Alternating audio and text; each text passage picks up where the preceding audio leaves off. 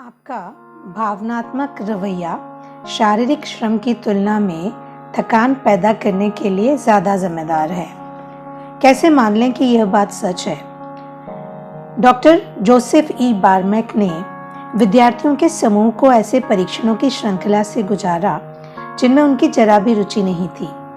परिणाम ये हुआ कि विद्यार्थी थक गए, उन्हें नींद आने लगी, वे सिरदर्द और आंखों के तनाव की शिकायत करने लगे, चिड़चिड़ा महसूस करने लगे।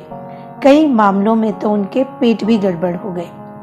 यह सिर्फ कल्पना नहीं थी, इन विद्यार्थियों के मेटाबॉलिज्म का भी टेस्ट किया गया। इन परीक्षणों से पता चला कि जब कोई इंसान बोर होता है तो उसके शरीर का ब्लड प्रेशर और ऑक्सीजन की खपत सचमुच कम हो जाती है, और जैसे ही उसे अपने काम में रुचि और आनंद आने लगता है, पूरा मेटाबॉलिज्म तत्काल ठीक हो जाता है। तो अब इस बोरियत को कैसे दूर करेंगे?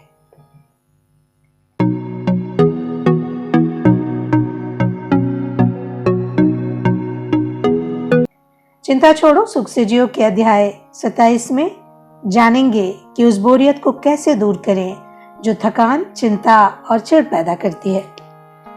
जब कोलंबिया के डॉक्टर एडवर्ड थकान संबंधी प्रयोग कर रहे थे तो उन्होंने युवकों से लगातार दिलचस्पी के काम करवाकर उन्हें लगभग 1 सप्ताह तक जगाए रखा। काफी जांच के बाद डॉक्टर एडवर्ड ने कहा, बोरियत ही काम की मात्रा के घटने का इकलौता असली कारण है। यदि आप मानसिक काम करते हैं तो आप शायद ही कभी ज्यादा काम करने की वजह से थकते हैं। आप उस काम की मात्रा की वजह से थक सकते हैं जो आपने नहीं किया। उदाहरण के तौर पर आप किसी ऐसे दिन को याद कीजिए जब आपके काम में लगातार बाधा डाली गई, आप एक भी पत्र का जवाब नहीं दे पाए, सारे अपॉइंटमेंट्स गड़बड़ा गए, जिधर देखो उधर समस्या हो गई, उस दिन हर चीज गड़बड़ हुई, आप कुछ भी हासिल नहीं कर पाए। फिर भी जब आप घर पहुंचे तो बुरी तरह थके हुए थे और आपके सिर में दर्द भी हो रहा था, और उसके अगले ही दिन ऑफिस में हर काम सही तरीके से हुआ। पिछले दिन की तुलना में आपने 40 गुना ज्यादा काम किया। जब आप घर पहुंचे तो खिले हुए गुलाब की तरह तरोताजा थे। आपको ये अनुभव कई बार हुआ होगा। इससे हमें क्या सीखने को मिलता है? यही कि हमारी थकान काम के कारण नहीं बल्कि चिंता, कुंठा और विद्वेष के कारण उत्पन्न होती है। खुशकिस्मत होते हैं वे लोग जिन्हें वही काम करने को मिल जाता है जिसे उन्हें करने में मजा आता है। ऐसे लोग खुशकिस्मत इसलिए होते हैं क्योंकि उनमें अधिक ऊर्जा, अधिक सुख, कम चिंता और कम थकान होती है। जहां आपकी रुचियां हैं वहीं आपकी ऊर्जा भी है। तो फिर इस बारे में क्या किया जा सकता है? क्योंकि सबको अपनी पसंद का काम मिल ही जाए ऐसा संभव तो नहीं। हाँ, तो ये किया जा सकता है जो एक स्टेनोग्राफर ने किया। यह स्टेनोग्राफर तुलसा, ओक्लाहोमा में एक ऑयल कंपनी के लिए काम कर रही थी। हर महीने कई दिनों तक वह सबसे नीरस कामों में से एक करती थी, ऑयल लीज के लिए प्रिंटेड फॉर्म के आंकड़े भरना। यह काम इतना बोरिंग था कि उसने बोरियत से बचने के लिए इसे रोचक बनाने का संकल्प किया। उसने खुद के साथ हर दिन एक प्रतियोगिता की। हर सुबह वह लंच तक जितने फॉर्म भरती थी उनकी संख्या गिन लेती थी, और फिर लंच के बाद वह उस संख्या से ज्यादा फॉर्म भरने की कोशिश करती थी। शाम को वह पूरे दिन भरे गए फॉर्मों की संख्या गिन लेती थी और अगले दिन उनसे ज्यादा फॉर्म भरने की कोशिश करती थी। परिणाम ये हुआ कि जल्दी वो इन नीरस प्रिंटेड फॉर्मों को अपने ऑफिस की किसी अन्य स्टेनोग्राफर से ज्यादा संख्या में भरने लगी, और इससे उसे क्या मिला? प्रशंसा? धन्यवाद? बिल्कुल नहीं। प्रमोशन? ये भी नहीं। बढ़ी हुई तनख्वाह? नहीं। इससे उसे वह थकान रोकने में मदद मिली जो बोरियत के कारण उत्पन्न होती है। और क्योंकि उसने एक नीरस काम को रोचक बनाने के लिए सर्वश्रेष्ठ प्रयास किया था, इसलिए उसमें अधिक ऊर्जा, अधिक उत्साह था, और वह अपने खाली घंटों में अधिक अच्छा महसूस करती थी।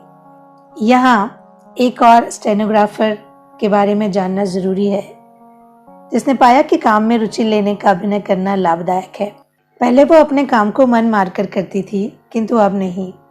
वे मिस वेली जी गोल्डन हैं और यदि उनकी बात उनके ही तरीके से समझें तो उन्होंने कहा था कि मेरे ऑफिस में 4 स्टेनोग्राफर हैं और हर एक को कई लोगों के डिक्टेशन लेने का काम सौंपा गया है। कभी कभार हम इन कामों में उलझ जाते हैं। एक दिन जब एक असिस्टेंट डिपार्टमेंट हेड ने जोर दिया कि मैं एक लंबा पत्र दोबारा टाइप करूं तो मैंने विद्रोह कर दिया। मैंने उन्हें बताने की कोशिश की कि इस पत्र को दोबारा टाइप किए बिना भी सुधारा जा सकता है। उन्होंने पलटकर जवाब दिया कि यदि मैं इसे दोबारा टाइप नहीं करूंगी तो वे किसी और को खोज लेंगे जो ऐसा करने को तैयार हो। मैं गुस्सा हो गई, पर काम तो मुझे करना ही था। जब मैं इस पत्र को दोबारा टाइप कर रही थी तो अचानक मुझे एहसास हुआ बहुत से ऐसे लोग थे जो उस काम को करने का अवसर कूदकर ले लेते जो मैं कर रही थी। इसके अलावा मुझे यही काम करने की तनख्वाह मिल रही थी। मैं थोड़ा बेहतर अनुभव करने लगी। मैंने अचानक मन बना लिया कि मैं इस तरह काम करूंगी जैसे मुझे सचमुच इसमें आनंद आ रहा हो। हालांकि मैं इससे नफरत करती थी, फिर भी मैंने यह महत्वपूर्ण खोज की, यदि मैं अपना काम इस तरह करूं जैसे मैं सचमुच इसका आनंद ले रही हूं तो मुझे कुछ हद तक इसमें आनंद का अनुभव भी होने लगा। मैंने पाया कि जब मैं अपना काम खुशी खुशी करती हूं तो मैं इसे तेजी से कर सकती हूं। इसलिए अब ऐसा बहुत कम होता है कि मुझे ओवरटाइम करने की जरूरत पड़े। मेरे इस नजरिए की वजह से मेरी छवि एक अच्छी कर्मचारी की बन गई और जब एक डिपार्टमेंट के सुपरिंटेंडेंट को प्राइवेट सेक्रेटरी की जरूरत पड़ी तो उन्होंने मुझे उस पद पर रख लिया, क्योंकि उन्होंने कहा मैं अतिरिक्त काम को बिना मुंह बनाए करने की इच्छुक थी।